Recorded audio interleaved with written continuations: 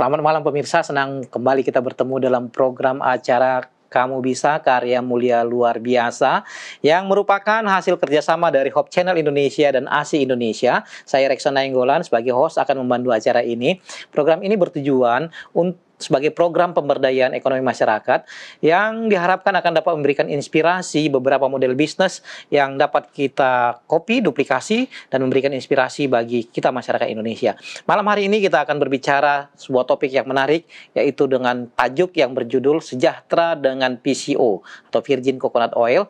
Bersama dengan kita ada 3 narasumber yang akan menyampaikan hal-hal yang menarik tentang PCO ini. Di antaranya adalah Bapak Profesor Dr. Daniel Saputra dari Universitas Sriwijaya di Palembang. Selamat malam Pak Prof, apa kabar?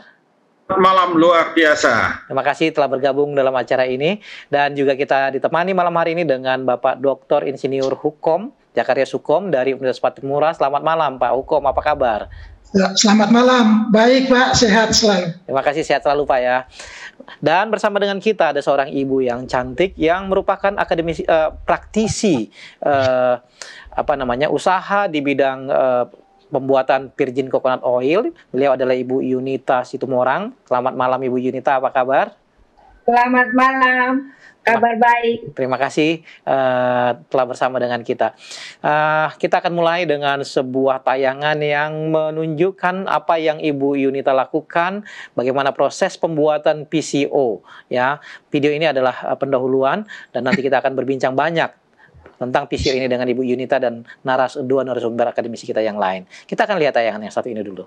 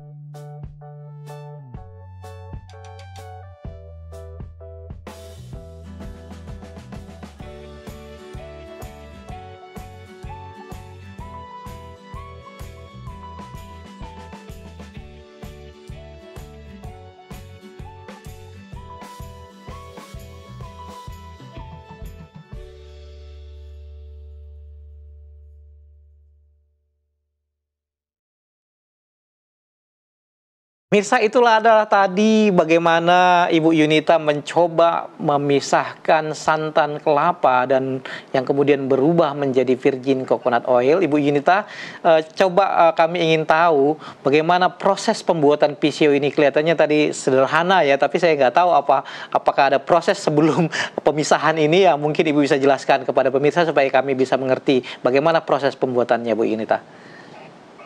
Terima kasih, salam ketemu kembali dengan para pemirsa. Ya, dengan segala hobi ya yang kita bisa lakukan di rumah untuk membuat VCO yang sangat simpel dan sederhana. Jadi awalnya ya saya tidak tunjukkan memang dari kelapa itu yang tua tapi tidak hitam, masih coklat. Dan memang dibutuhkan kebersihan kelapanya dan prosesnya harus bersih. Nah, jadi setelah itu dibuat jadi santan, ya. memang udah jadi minyak yang saya tunjukkan di video. Ini saya sengaja buatkan barusan. Ini santan kelapa yang dicampur, yang pakai air dan yang tidak pakai air ya, diperas semaksimal mungkin supaya santannya maksimum dari kelapa, dan ini dikasih kawat, digantung saja di lemari-lemari dapur antara 10 sampai 12 jam. Nah, setelah 10 sampai 12 jam itu video yang tadi sudah terpisah minyak dan airnya.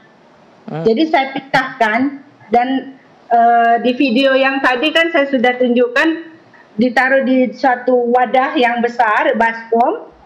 Nah, nanti dibiarkan lagi sekitar 1-2 jam, minyaknya yang bening akan naik di atas. Setelah itu baru tadi video yang saya buat dicorong, disaring dengan pelan-pelan dan hati-hati. Tunjukkan coba video 2. Oke, pemirsa, coba kita lihat ada video 2. Apa yang Ibu Yunita lakukan dalam proses pembuatannya.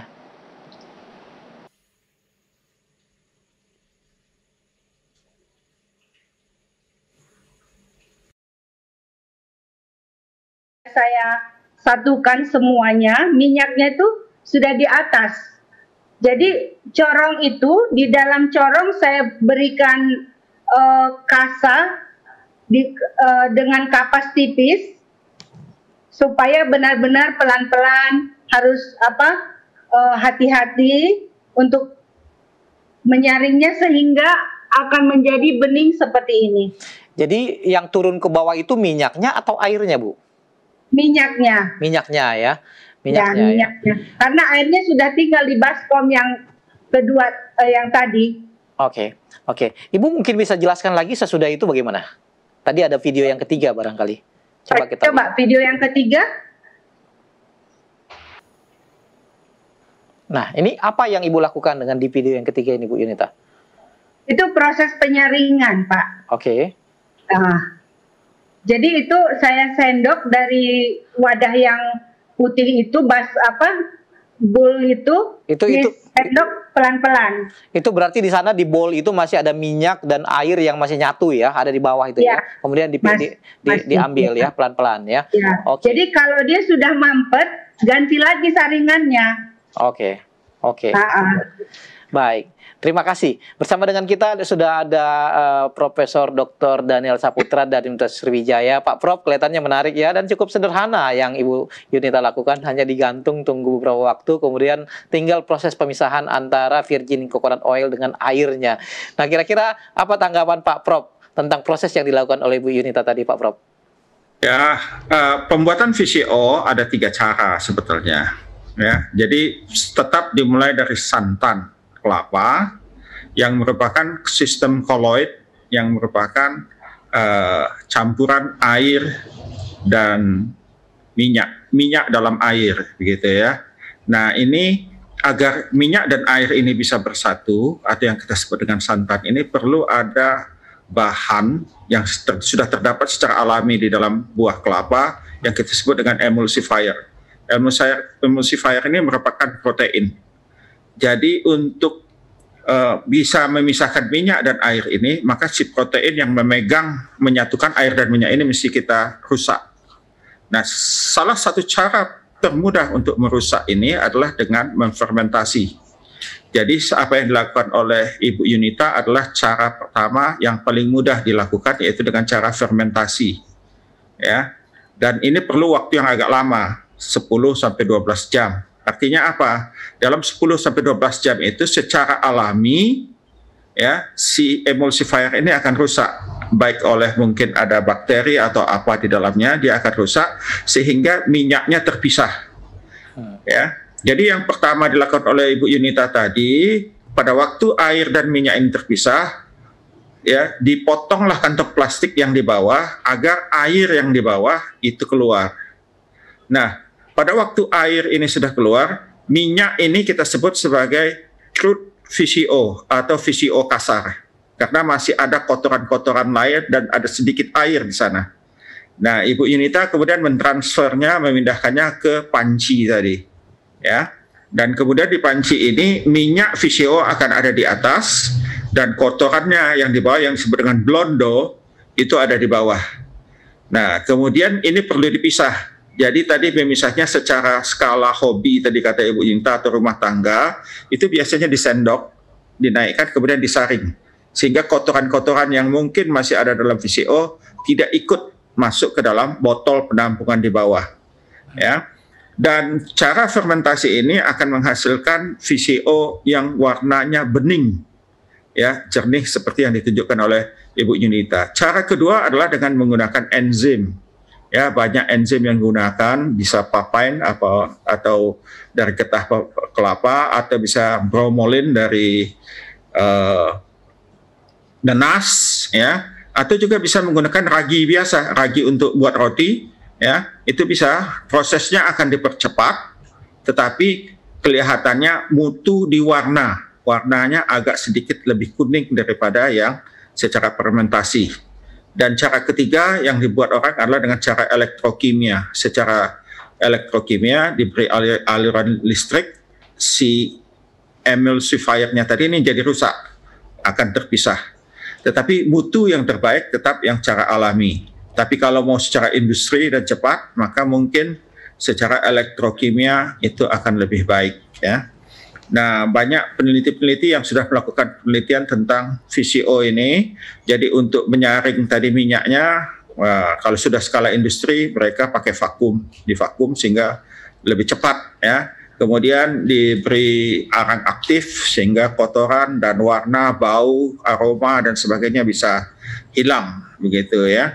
Jadi itu yang biasanya dikerjakan oleh orang untuk VCO. Jadi kalau untuk skala hobi ya atau skala kecil-kecilan bisa seperti ini. Dan sebetulnya secara tradisional nenek moyang kita dulu pada waktu membuat minyak kelapa sebetulnya yang mereka buat adalah VCO. Kelapa diparut, direndam, dibiarkan 1 malam, besok pagi diambil minyaknya di atas. Sebetulnya yang digunakan oleh nenek-nenek kita dulu itu adalah VCO untuk menggorengnya.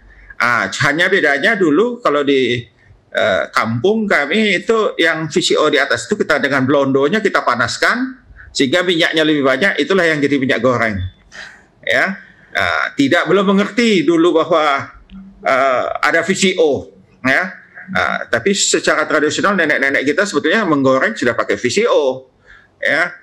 Ya itulah kan prosesnya seperti itu dulu orang membuat minyak kelapa. Jadi saya menganjurkan bagi pemirsa yang tinggal di daerah pantai yang banyak kelapanya, selain kalau dia jualnya secara mentah buah kelapa atau menjualnya sebagai kopra, maka membuat VCO adalah salah satu alternatif yang dapat digunakan untuk memvariasikan income-nya. Kemudian mungkin nanti bisa dijual VCO ini sehingga pendapatan bukan hanya menjual kelapa mentah atau menjual kopra, tetapi juga bisa ditingkatkan dengan menjual VCO. Demikian Pak Reksan. Baik, terima kasih Pak Prof. Saya ingin kembali ke Ibu Yunita. Bu Yunita, tadi kan Ibu buat kita lihat situ udah ada bagi-bagi itu satu wadah plastik tadi, itu 1 kelapa menurut Ibu tadi ya. Dari 1 kelapa itu kira-kira bisa jadi berapa CPO, berapa banyak VCO itu Bu?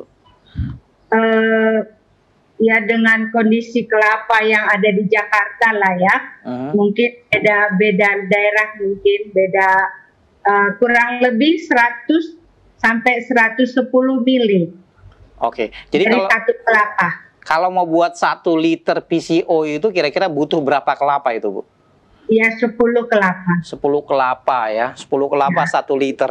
Saya ingin berhitung nih Bu. Berarti harga 1 liter VCO itu kira-kira berapa Bu Yunita? Harga paling murah 300.000. Wah, 300.000 dari apa ya? Pemirsa, ini sangat menarik ya. Kalau seandainya kita jual kelapa, hitung-hitungan kalau kita jual kelapa, 1 kelapa itu harganya berapa di pasar Ibu ya? Kalau kita beli 10.000 kalau ya. kita pembeli ya. 10.000. Berarti 10.000 ya, mungkin 100.000 ya. Kita bisa jual per liter tadi di atas ya sekitar 300.000, Ibu. Saya pikir cukup menarik ya model bisnisnya. Nah, Bu Yunita, ini Ibu gunakan PCO ini untuk apa, Bu?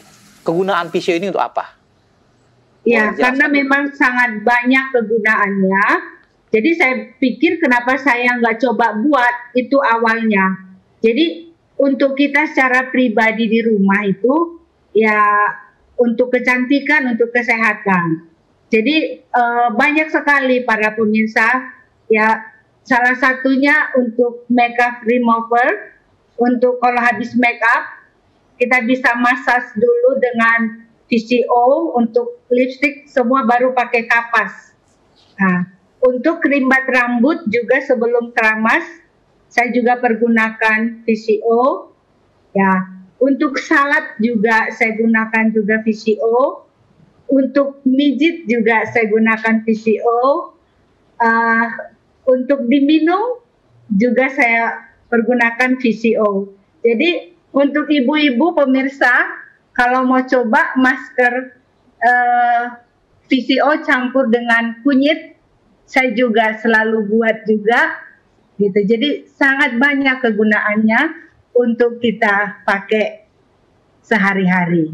Itu masih sebagian kecil, masih banyak lagi.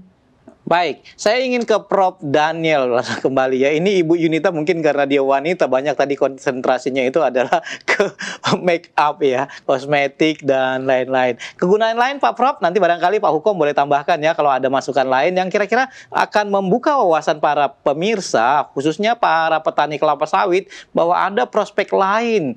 Selain hanya menjual kopra tadi itu, kita bisa olah sedikit, sangat sederhana tadi pengolahannya. Barangkali Pak Prof boleh kasih insight, kira-kira apalah kegunaan lain. Tadi sudah disebutkan bahwa itu akan dapat menjadi minyak goreng juga ya, si nenek moyang kita menggunakannya gitu. Yang lain Pak Prof. Jadi minyak kelapa, khususnya virgin coconut oil, ini amat tinggi, hampir 50% isinya adalah asam laurat. Kalau mengerti mungkin rantai karbonnya 12, sekitar 12 ke 14. Dan ini merupakan minyak yang paling sehat. Ya, setara dengan minyak zaitun. Ya, sehingga baik sekali, bisa menurunkan kolesterol. Ya, jadi oleh karena itu banyak digunakan orang sebagai obat sebetulnya ya, obat untuk ini. Makanya kalau VCO dianjurkan orang hanya minum 1 sendok 3 kali sehari atau 2 kali sehari ya, untuk maintenance ya. Jadi ini, dan asam laurat ini hanya ada di buah kelapa, di sawit ada, di minyak bunga matahari ada, tapi tidak ada di kedelai, atau ada, kalau ada pun konsentrasinya sedikit sekali ya. Nah, minyak kelapa adalah lemak, betul yang disebut dengan lemak jenuh. Tetapi asam lemak yang lain, baik itu dari jagung, kedelai ataupun yang lainnya, itu adalah memang betul dikatakan lemak tidak jenuh. Tetapi secara industri lemak tidak jenuh ini mesti dijenuhkan, ya, dijenuhkan agar dia bisa disimpan lama. Kalau tidak, baru dari pabrik sampai di toko baru 1 minggu sudah rusak karena teroksidasi. Minyak tidak jenuh mudah sekali teroksidasi. Nah, di industri ini dihidrogenisasi, dijenuhkan dengan cara hidrogenisasi. Bergantung cara menjenuhkannya inilah kadang-kadang terjadi proses yang disebut dengan minyak trans, dan ini amat berbahaya sekali bagi jantung. Makanya dulu orang mengatakan pada waktu kan minyak kedelai, minyak jagung bagus, tetapi banyak yang sakit jantung ya karena menggunakan minyak trans. Oleh karena itu kalau kita sekarang melihat orang menjual minyak jagung, minyak kedelai, ada tulisan di sana bebas trans ya, bebas trans. Nah, ini adalah sistem pengolahan minyak jagung, minyak kedelai, hidrogenisasi, membuat dia jadi minyak jenuh. Jadi akhirnya yang dijual di pasar minyak jagung, minyak kedelai ada juga minyak lemak jenuh. Kenapa kita tidak menggunakan lemak jenuh yang secara alami sudah jenuh? Ya, pada waktu menjenuhkan itu perlu ada tambahan-tambahan bahan lain, bahan kimia ya, katalisatornya agar dia bisa menjadi jenuh. Jadi sebetulnya kalau untuk rumah tangga, masak, goreng, sebetulnya Indonesia adalah daerah yang kaya raya ya. Minyaknya juga sudah sebetulnya minyak jenuh. Hanya saja kalau minyak goreng yang dibuat dari kopra atau yang lain, ini karena sudah mengalami proses pemanasan. Sehingga ada asam lemak bebas yang bisa teroksidasi. Jadi minyak kelapa yang dijual di pasar itu ya, walaupun mereka mengandung lemak jenuh, tetapi sudah ada juga bahan-bahan lain pada waktu proses pembuatan minyaknya. Khususnya pada proses pemanasan. Pemanasan yang relatif suhunya tinggi. Ya, suhunya tinggi sehingga tanda kutip relatif ya kurang bagus. Tetapi tetap lebih bagus sebetulnya dari minyak jagung atau minyak kedelai. Ya. Ya, jadi kalau di Indonesia kita menggunakan minyak kelapa, ya bagus. Nomor 2-nya baru minyak sawit. Jadi minyak yang paling bagus nomor 1 sebetulnya adalah minyak kelapa nyiur. Ya, kelapa nyiur kita nyebutnya. Makasih. Baik, Pak Prof. Pak Dr. Hukom, ada yang ingin tambahkan Pak Hukom tentang kegunaan dari PCO ini, Pak? Silakan Pak kalau ada. Ya, tadi seperti yang sudah dijelaskan oleh Prof. Daniel tadi, bahwa VCO mengandung asam laurat yang cukup tinggi, ya, jadi sekitar 53%, dan sedikit asam karpiat itu sekitar 7%. Selain dari manfaat yang tadi, manfaat untuk kegunaan setiap saat dalam proses makan minum dari bahan makanan, proses pembuatan bahan makanan juga paling banyak itu berfungsi sebagai obat yang tadi sudah dijelaskan oleh Ibu Yunita tadi cara pembuatan. Cara pembuatan yang tadi Ibu Yunita buat itu adalah dia mengawetkan antioksidan selain dari asam laurat, asam kapriat, dia mengawetkan antioksidan sehingga ketika dikonsumsi dalam tubuh yang tadi dijelaskan itu banyak mengandung asam jenuh, itu sangat berpotensi sekali untuk mencegah berkembangnya mikroorganisme yang berbahaya bagi tubuh. Itu yang paling penting sekali, terutama virus. Virus itu kan membrannya terbuat dari asam lemak juga. Nah, membran yang terbuat dari asam lemak. Nah, dia melemahkan asam lemak jenuh dari VCO, dia melemahkan membran khususnya virus itu lalu tidak menjadi inaktif, sehingga Ibu Yunita pakai untuk kosmetik, untuk minum, untuk makanan, sangat sehat sekali. Di samping itu VCO ini dia mudah dicerna di hati dan menghasilkan energi. Dan juga ada beberapa hal, dia tidak tersimpan sebagai lemak dalam tubuh. Dan dia tidak mudah terdegradasi seperti yang dijelaskan oleh Pak Prof. Daniel tadi ya. Seperti itu. Nah, cuma tingkat kandungannya dari asam lemak jenuh itu, nah itu perlu diteliti dari varietas apa, dari hasil produksi kelapa yang ditanam dengan teknik yang bagaimana, dengan umur panen yang berapa. Nah, ini tentu semua punya kontribusi terhadap kandungan-kandungan asam lemak jenuh tadi yang nanti mengindikasikan kualitas produk VCO itu. Terima kasih. Baik. Itu mungkin bisa saya sampaikan. Terima kasih. Saya ingin ke Ibu Yunita. Saya lihat beberapa penjual yang menjual PCO ini ada yang maksud grade A, grade B. Nah, ini itu skala pembagiannya itu gimana maksudnya itu, Bu? Maaf, saya nggak pernah tahu itu. Ya. Kalau masalah grade-grade itu, karena saya dari awal, memang waktu awal saya coba buat, saya pernah coba dengan saya pernah baca bisa VCO dulu dicampur dulu ke santan sebagai supaya dia cepat jadi. Gagal juga, saya udah banyak saya coba sebetulnya, tapi yang teknik yang ini yang saya berhasil. Paling mudah ya. Oke. Yang paling mudah. Baik, Pak Prof, ada apakah memang ada kualitas-kualitas di sini, Pak Prof?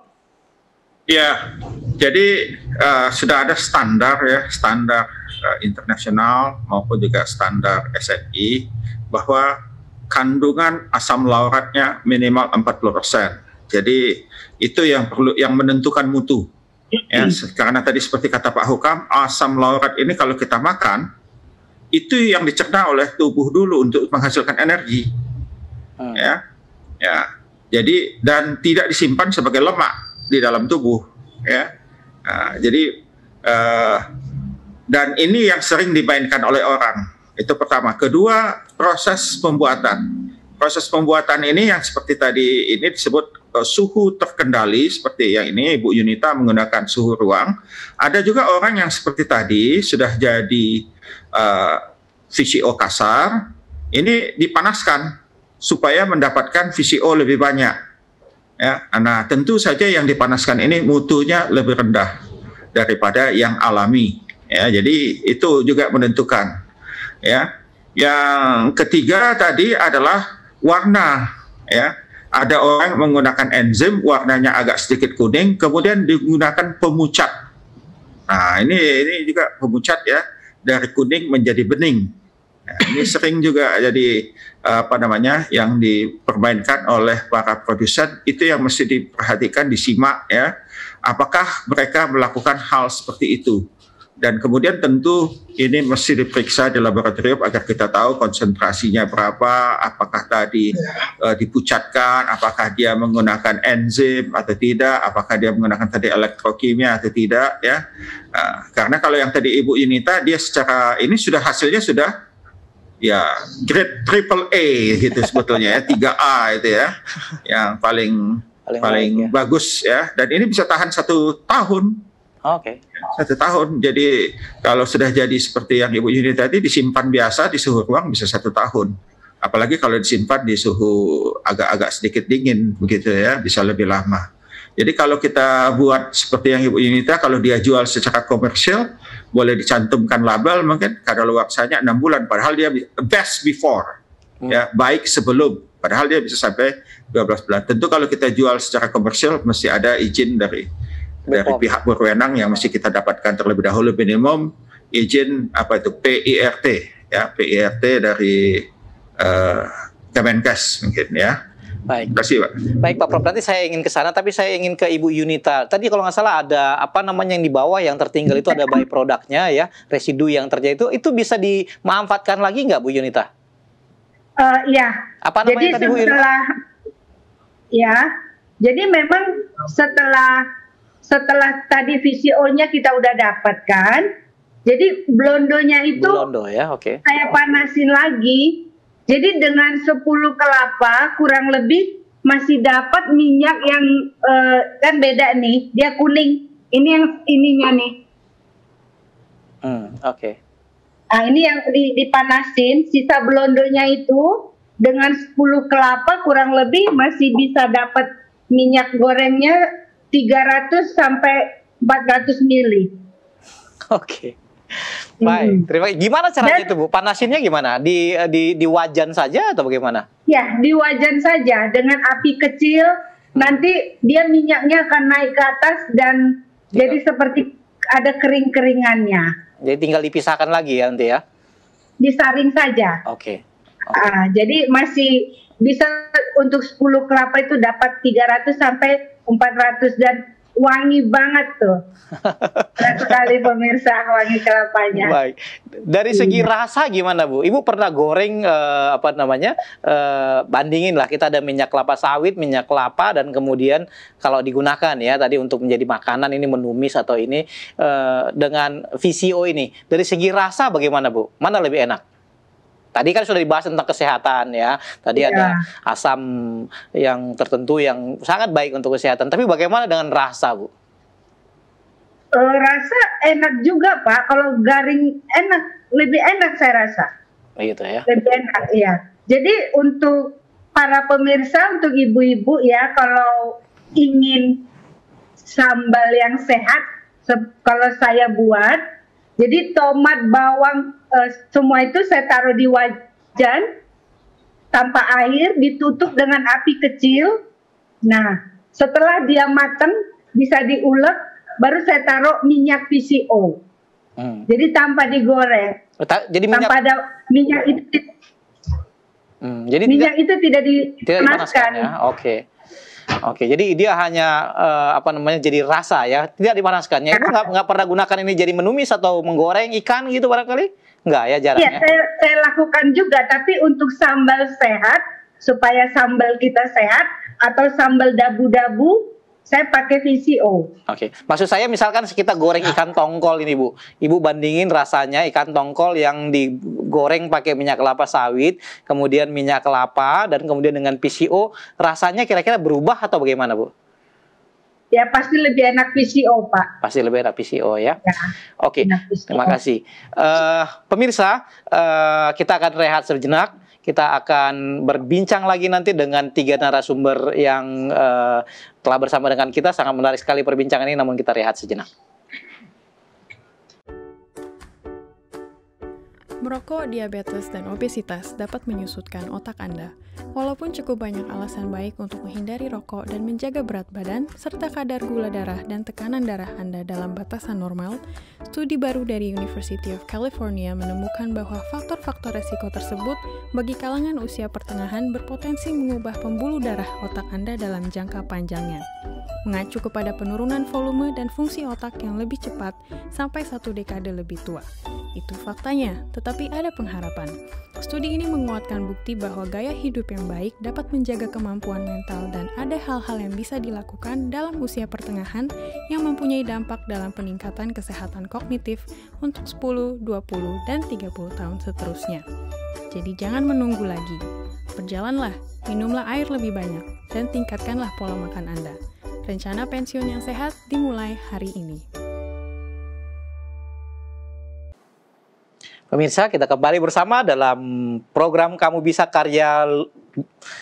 Program Karya Mulia Bisnis Luar Biasa dengan edisi Sejahtera dengan PCO. Kita kembali bersama dengan 3 narasumber kita yang telah bersama dengan kita, Pak Prof. Daniel, Bapak Dr. Hukom, dan Ibu Yunita. Saya ingin lanjut ke Ibu Yunita. Bu Yunita, saya ingin, Ibu tadi katakan ini hobi ya Bu ya. Ini hobi, apakah Ibu jual juga ke pihak lain Bu? Gimana Bu? Sekedar hobi saja, kemudian untuk kebutuhan di rumah tangga Ibu sendiri, atau ada yang juga minta PCO ini kemudian Ibu jual ke pihak lain? Iya. Jadi hari ini juga banyak yang minta, mereka meyakinin perawat dari Rumah Sakit Umum Bekasi, mereka anjurkan untuk pasiennya, untuk daya tahan tubuhnya, untuk mengkonsumsi VCO. Jadi memang dalam hal pandemik ini banyak sekali permintaan. Banyak sekali permintaan ya Bu ya? Banyak sekali permintaan. Ada niat nggak Bu Yunita untuk merubah ini dari sekedar hobi menjadi sebuah industri ya Bu, yang kemudian nanti akan menjadi sebuah usaha yang selain menghasilkan uang dan juga tentu akan banyak membantu orang. Ada rencana ke sana nggak Bu? Sepertinya jauh ya Pak ya, karena pernah saya ngobrol dengan seorang teman, dia khusus ngambil kursus ini di UGM ya, untuk mendapatkan dari POM-nya itu, walaupun skala industri katanya untuk sertifikatnya itu agak sulit. Oke. Memang benar-benar skala industri.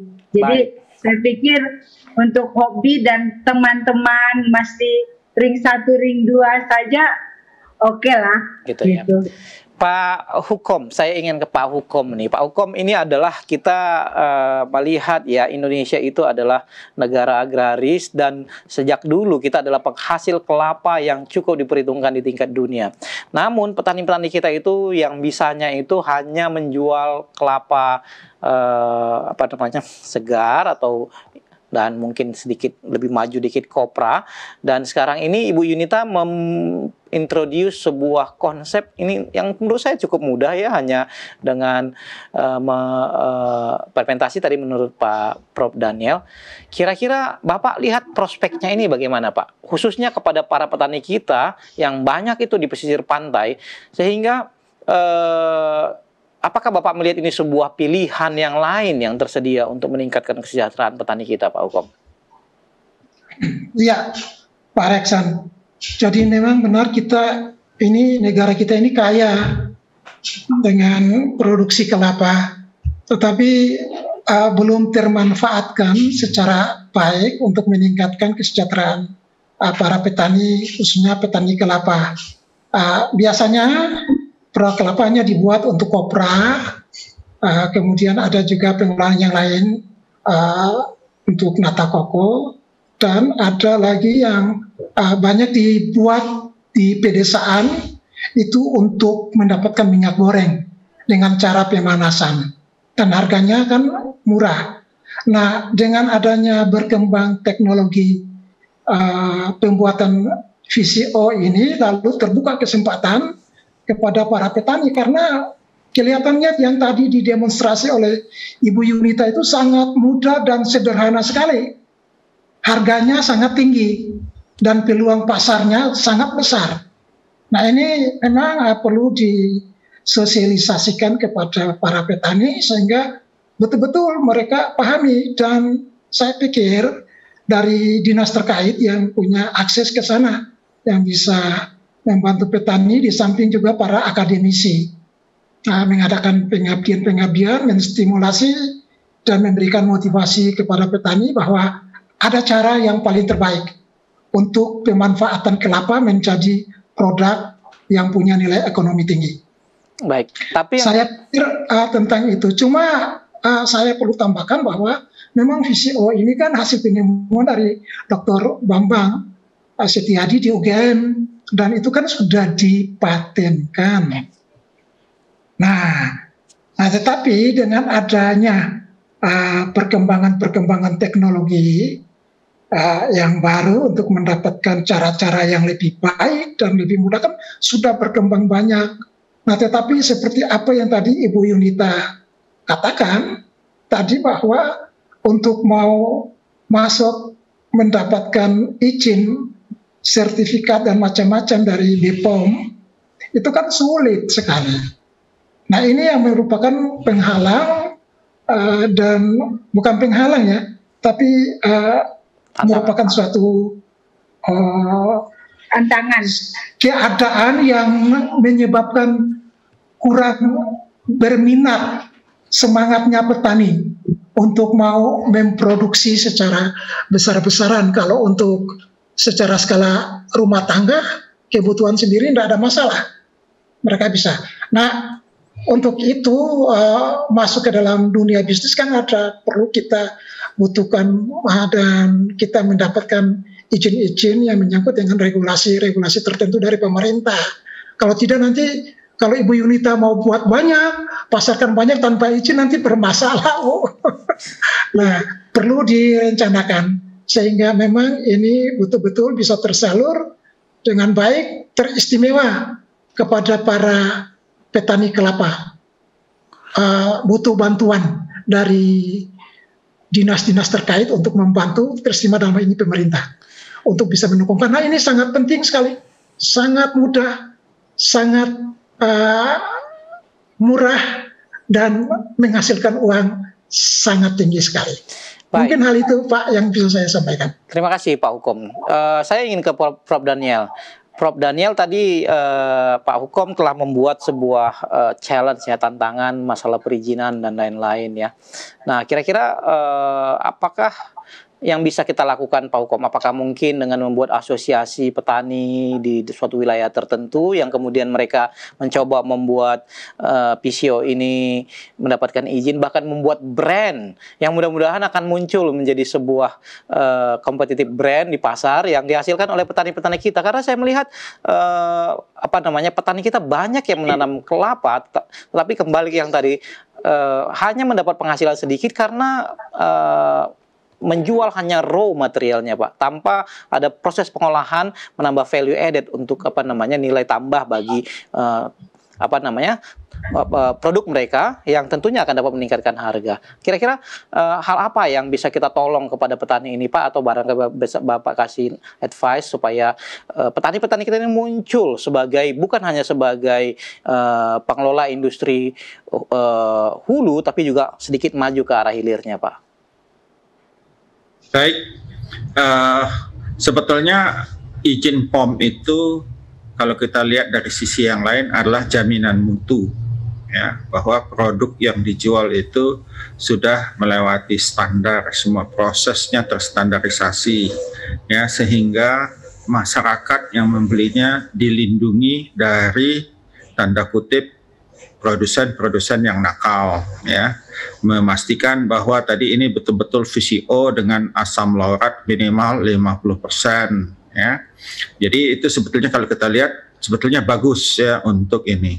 Hanya saja tadi, ya, perlu kita untuk berusaha memang dianjurkan dalam asosiasi, karena kalau mengurus izin POM itu syarat nomor 1 sudah mesti berbadan hukum. Berbadan hukum. Yang kedua, ada tempat produksi yang terstandarisasi.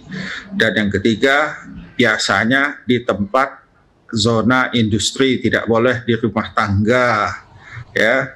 Nah, ini 3 hal ini yang agak relatif susah bagi petani-petani karena mereka semuanya membuatnya di rumah masing-masing, ya, sehingga kontrol mutunya relatif sulit, ya. Jadi kalau dia asosiasi, mereka membuat dengan tadi sudah katakan Pak Hukum, bantuan dinas terkait, dinas perindustrian dan perdagangan, membina petani-petani ini, menyatukan mereka dalam satu asosiasi sehingga produksinya bisa terstandarisasi, ya, menggunakan air yang benar, yang bersih, ya, untuk membuatnya. Kemudian tadi proses penyaringan, ya, dan sebagainya itu semuanya mesti terstandarisasi baru bisa diperiksa oleh POM. Kemudian mereka periksa lagi secara surveillance, ya, baru nanti apakah ini betul sesuai dengan standar yang dibuat. Setelah itu baru keluar. Sebetulnya kalau kita ikuti semua apa yang dikatakan oleh POM, itu semuanya pasti keluar. Ada teman saya yang bekerja seperti itu, keluar POM-nya, padahal dia hanya membuat sabun, ya, sabun dari VCO, sabun kecantikan, sabun kosmetik gitu, ya, dari VCO. Ya, ada teman saya dari MIPA, dia buat itu, keluar izin POM-nya. Sekarang bukan hanya izin POM yang dia masalah, sekarang adalah bagaimana menjualnya, marketing, ya, karena saya ini orang kimia katanya, bukan orang tukang menjual, ya. Jadi seperti itu. Jadi kemudian ada pemerintah juga sekarang punya program, hanya saja masa pandemi ini program tersebut dihentikan. Jadi program pemerintah dari Kemenristek, ya, Kemenristek itu ada namanya CPPBT, berbasis teknologi, begitu, ya. Jadi produk-produk sudah banyak yang dibantu oleh pemerintah dengan CPPBT ini. Nah, kita boleh, baik itu pengusaha tentu saja atau dosen atau asosiasi, ya, bisa mengikuti program ini. Dan ini dibantu oleh pemerintah, bukan hanya 10-20 juta, bahkan sampai 100-200 juta. Ya, jadi kalau kita bisa ikut itu, maka dibiayai oleh pemerintah, dan tentu targetnya produk yang tadi keluar izin POM-nya, ya, tentu dibantu oleh pemerintah, ya, di guidance, ya, tentu, ya, ini. Jadi teman saya yang tadi itu dia terpaksa sewa tempat di daerah industri, ya, supaya murah, ya, di kabupaten dia nyewanya, ya, sampai dapat izin POM-nya. Demikian. Nah, jadi pemerintah juga sudah berusaha, tinggal petaninya mau ikut atau tidak, begitu. Nah, tapi ini dari segi pasar bagaimana, Pak? Karena PCO ini harus bersaing dengan kelapa sawit yang jauh lebih murah, kemudian tadi ada minyak jagung, minyak kedelai, kayak gitu, ya. Nah, kalau seandainya misalkan petani tadi kita arahkan mau ke arah sana, sebenarnya apakah pasarnya ini cukup besar, Pak, atau bagaimana? Karena kompetitif produknya juga cukup banyak, Pak, di pasaran. Ya, jadi memang VCO bukan sasaran utamanya bukan sebagai minyak goreng. Oke. Jadi VCO adalah sasarannya adalah untuk pharmaceutical, untuk kesehatan, ya.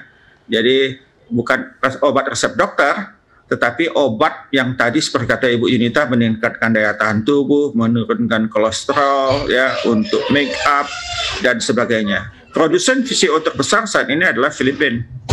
Ya, tapi saya tertarik dengan statement Pak Prof tadi yang mengatakan bahwa PCO itu setara dengan olive oil, ya, minyak zaitun, yang di awal tadi. Kalau kita ke Timur Tengah, olive zaitun ini memang bisa menjadi sebuah konsumsi yang cukup massal, Pak, dibanding dengan PCO sekarang ini yang saya sendiri belum pernah konsumsi karena tidak tersedia di pasar gitu, ya. Nah, kira-kira strategi apa yang bisa dilakukan oleh pihak-pihak terkait untuk mencoba membuka penetrasi pasar, sehingga dengan terbukanya pasar ini, saya yakin kesejahteraan petani kita juga akan bisa ditingkatkan, Pak. Karena penggunaan yang sedikit, tentu demand yang sedikit itu akan berpengaruh kepada penghasilan masyarakat. Tapi kalau kita lihat di Timur Tengah, olive oil itu mereka gunakan itu secara luas, Pak. Nah, nggak tahu apakah ada sesuatu yang bisa kita gunakan sehingga PCO ini, tadi saya tertarik dengan statement Pak Prof supaya itu kira-kira sama, setara, atau mencoba mengikuti skalanya minyak zaitun. Bagaimana itu, Pak Prof? Ya, jadi yang kelemahan di kita adalah promosi. Ya, sebelumnya minyak zaitun kan sudah terkenal, olive oil, bahkan ada extra virgin olive oil. Ya, jadi pada dulunya orang meneliti baik itu dari sisi gizi dan kesehatan, minyak zaitun adalah minyak yang terbaik. Ya. Dan kemudian baru belakangan 10-20 tahun ini ditemukan VCO, dan ternyata VCO bagus begitu, ya. Nah, jadi kita ini sudah ketinggalan 100 tahun mungkin dari minyak zaitun, sehingga kita perlu promosi, ya, besar-besaran. Mungkin negara-negara penghasil VCO, negara yang banyak kelapa seperti Filipina dan Indonesia perlu membentuk asosiasi, ya, dengan Malaysia mungkin membentuk asosiasi produsen VCO, dan ini perlu promosi antar negara, ya, untuk meningkatkan ke seluruh dunia, ya, bahwa ini ada alternatif kompetitor dari minyak zaitun, yaitu minyak VCO, virgin coconut oil, ya, yang khasiatnya tidak kalah dibanding dengan minyak zaitun. Minyak zaitun bisa untuk salad, VCO bisa untuk salad. Minyak zaitun bisa untuk kesehatan, untuk make up, VCO bisa untuk make up. Minyak zaitun bisa menurunkan kolesterol, VCO bisa menurunkan kolesterol. Jadi tinggal promosinya yang kita masih kurang, dan ini hanya masih sendiri-sendiri. Sekarang ini yang paling kuat mempromosikan itu baru Filipina sendirian. Mestinya kita negara juga membentuk asosiasi untuk, ya, jadi sebetulnya produsen minyak zaitun olive oil yang terbesar, ya, bukan Timur Tengah sebetulnya, Amerika sebetulnya, ya. Amerika banyak sekali memproduksi olive oil, dia ekspor ke sana, dan kemudian di Timur Tengah dilabel ulang seolah-olah seperti produksi Timur Tengah, ya. Jadi ini semuanya pasar, ya, fungsi promosi yang perlu ditingkatkan. Baik, terima kasih Pak Prof. Saya ingin ke Pak Dr. Hukom. Dr. Hukom ini kita tahu dia membina beberapa petani, ya, hanya mungkin bukan di kelapa, ya, tapi barangkali boleh kita jadikan benchmark.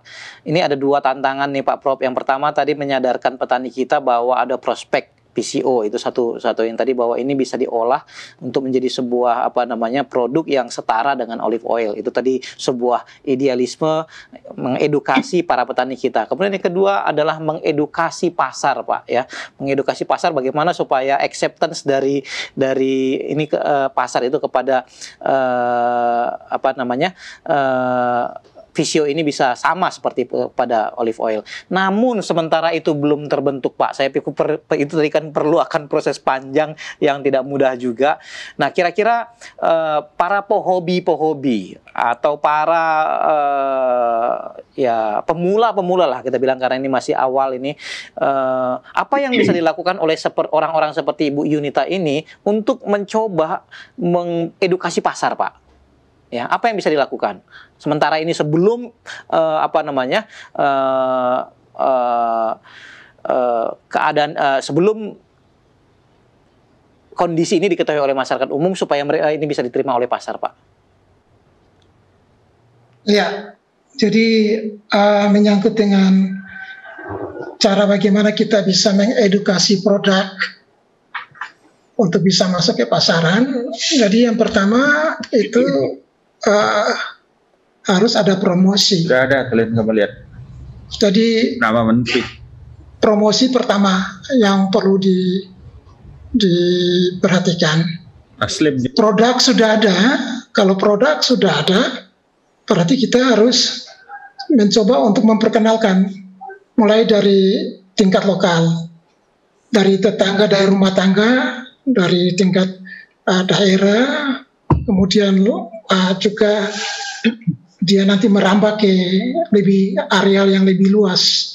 Nah, biasanya itu promosi yang lebih efektif itu adalah konsumen yang memanfaatkan produk kita. Bagaimana manfaat yang dirasakan itu langsung diceritakan kepada orang lain. Nah, disitulah letak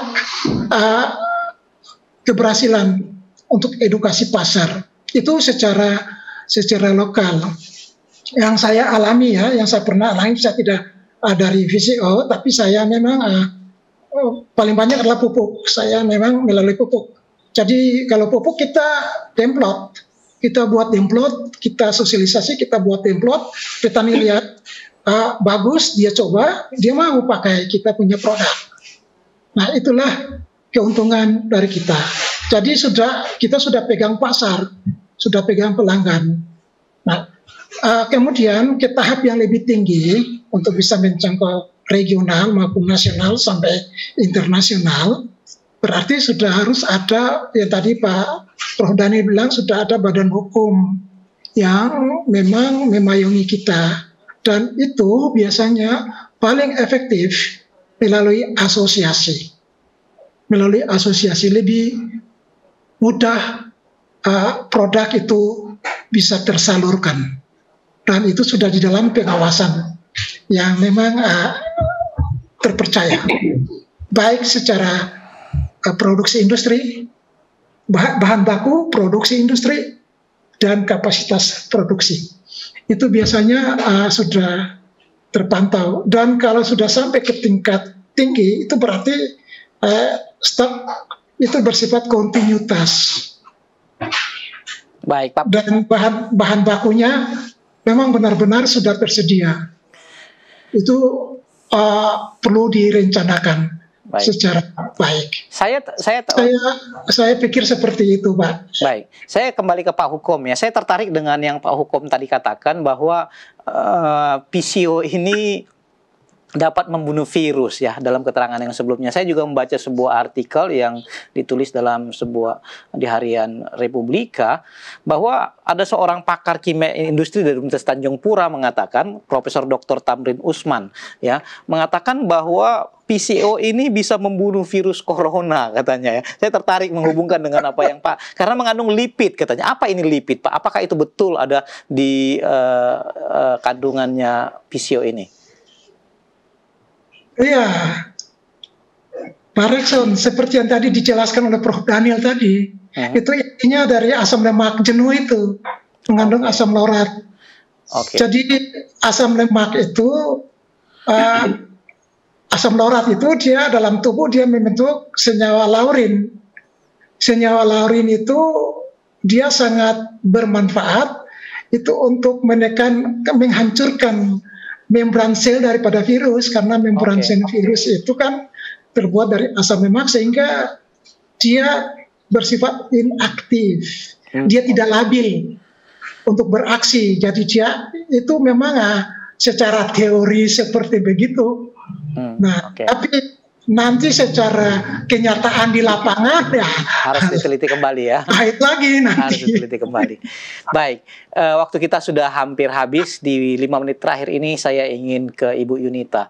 Ibu Yunita, saya senang Ibu Yunita ini adalah seorang ibu yang sangat kreatif ya di rumah tangganya, dan juga memberikan sebuah pencerahan kepada masyarakat tentang beberapa hal yang bisa kita lakukan dengan cara-cara yang sederhana. Ibu dapat ide ini bagaimana, Bu? Apakah membaca atau sudah orang lakukan, lalu kemudian Ibu coba ikuti, atau bagaimana ini, Bu? Sampai kepikiran buat PCO ini, Bu?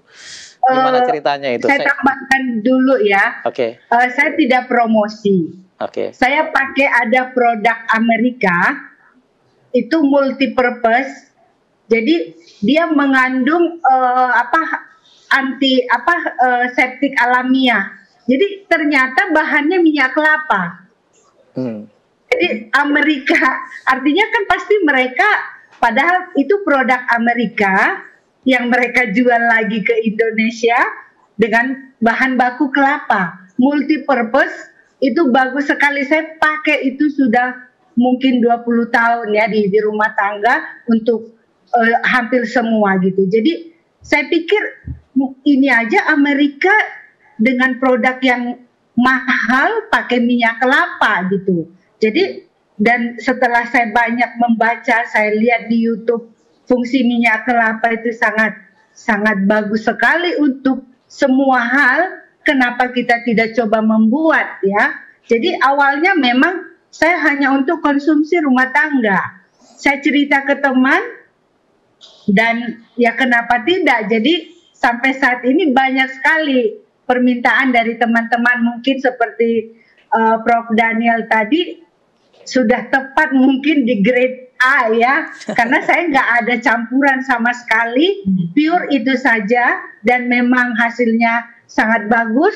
Jadi ya kenapa kita tidak buat, para pemirsa ya, kita bisa dengan hobi rumah tangga, skala rumah tangga pun bisa untuk tambahan mungkin. Para pemirsa, untuk ibu-ibu rumah tangga bisa ada tambahan uang saku gitulah ya. Bukan, yang saya ingin tanyakan tadi, cara yang Ibu gunakan tadi itu dapat dari ide dari orang lain atau Ibu coba sendiri? Saya coba create sendiri, Pak, karena saya pernah coba berbagai hal yang saya aduk nggak berhasil. Nah akhirnya saya coba. Bagaimana saya coba gantung? Saya buat dulu waktu itu hanya 1 kelapa. Oke, jadi dengan memang kita coba nanti akan ketemu yang memang kita buka YouTube, baca artikel dulu semua mana yang kira-kira yang pas untuk kita. Jadi yang pas untuk saya dan memang tingkat kegagalannya hampir 90% ya dengan metode yang saya buat sekarang. Baik, Ibu ini kesuksesannya gitu. Jadi kegagalannya hanya 10%.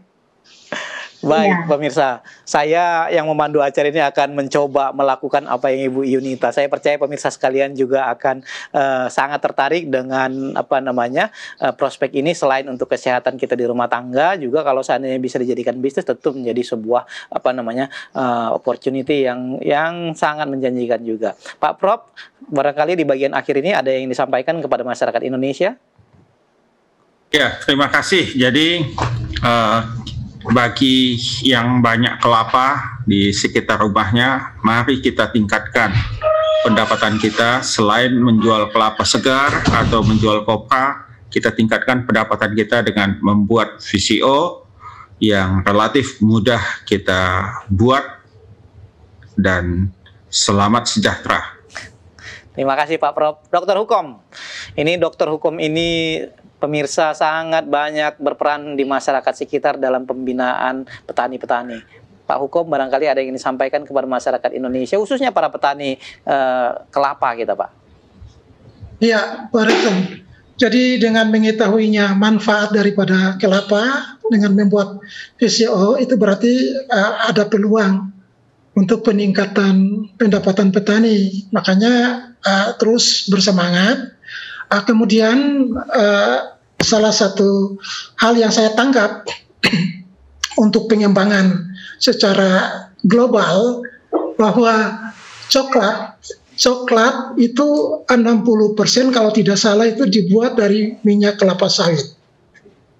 Seandainya kalau ini VCO manfaatnya sangat tinggi terhadap kesehatan dan pangan fungsional, berarti tidak ragu-ragu petani kelapa siapkan diri buat VCO, kerjasama dengan pemerintah dan pihak swasta, khususnya yang berkecimpung di dalam industri coklat, untuk bisa bekerja sama dan akan menghasilkan mungkin produk coklat yang lebih berkualitas.